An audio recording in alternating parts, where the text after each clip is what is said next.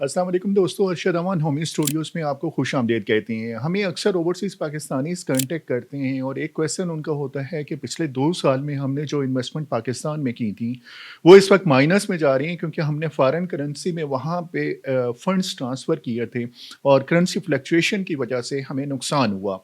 अभी अक्सर overseas Pakistanis Dubai में इन्वेस्टमेंट करना चाह रहे हैं, तो मैं आज की वीडियो में दुबई में इन्वेस्टमेंट्स के टॉपिक को कवर करने की कोशिश करूँगा। और अगर मैं पहले आपको कन्विंस करने की कोशिश करूँगा कि आप पाकिस्तान में इन्वेस्टमेंट करें, और अगर आपका प्लान पाकिस्तान में इन्वेस्टमेंट करने का नहीं बनता, तो उसके बाद फिर दुबई क्यों अच्छी मार्केट है, वहाँ पे क्या किस में इन्वेस्टमेंट करनी चाहिए और किस तरह की प्रॉपर्टीज़ वहाँ पे अवेलेबल हैं। दुबई बेसिकली एक कमर्शियल टूरिस्ट हब है इस पूरे रीजन का। अभी 23 की जो रिपोर्ट आई थी उसमें सबसे ज़्यादा टूरिस्ट दुबई में आए थे और दुबई वर्ल्ड टॉप डेस्टिनेशन बनने जा रहा है टूरिस्ट के पॉइंट ऑफ व्यू से।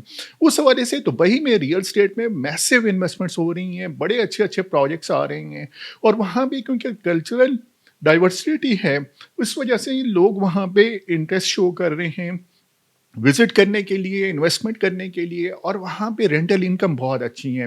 वहाँ पे अगर आप अपार्टमेंट लेते हैं और उसको किसी प्रॉपर्टी मैनेजमेंट कंपनी को दे देते हैं और वो शॉर्ट टर्म रेंटल पे उसको मैनेज करती है, तो आपको अच्छी रेंटल इनकम आ जाती है। वहाँ पे आपको जो लीगल प्रोटेक्शन है वो बहुत स्ट्रांग है। अगर ऑफ प्लान प्रॉपर्टीज़ वहाँ पे अवेलेबल हैं, तो वो of plan properties flexible pavement plan के ऊपर होती हैं और विदिन द टाइम लाइन वो प्रोजेक्ट डिलीवर हो जाते हैं आपको। और बहुत अच्छे रिलायबल प्रोजेक्ट्स और डेवलपर वहाँ पे काम कर रही हैं, जो टाइम पर प्रोजेक्ट डिलीवर करती हैं और अच्छी क्वालिटी के प्रोजेक्ट डिलीवर करती हैं। इसके बाद वहाँ पे उनके पास स्पेशली जो tourist destination short term rental के लिए प्रोजेक्ट्स आते हैं, वो बहुत अच्छी लोकेशंस के ऊपर होते हैं। डाउनटाउन में होता है, जुमेरा बीच के पास होते हैं, इसी तरह से मॉल ऑफ एमिरेट्स के करीब करीब होते हैं। तो प्राइम लोकेशन के अपार्टमेंट्स होते हैं और अपार्टमेंट्स की इस वक्त जो उनके वहाँ पे प्राइसेस आ रही हैं, वो आ रही हैं अराउंड 2000 दिरहम पर स्क्वायर फीट से लेके 2500 पर दिरहम पर स्क्वायर फीट तक। और फ्लेक्सिबल पेमेंट प्लान के ऊपर होता है कि आप 20 to 30% डाउन पेमेंट कर दें, उसके बाद फिर आप इंस्टॉलमेंट्स पे करते रहें।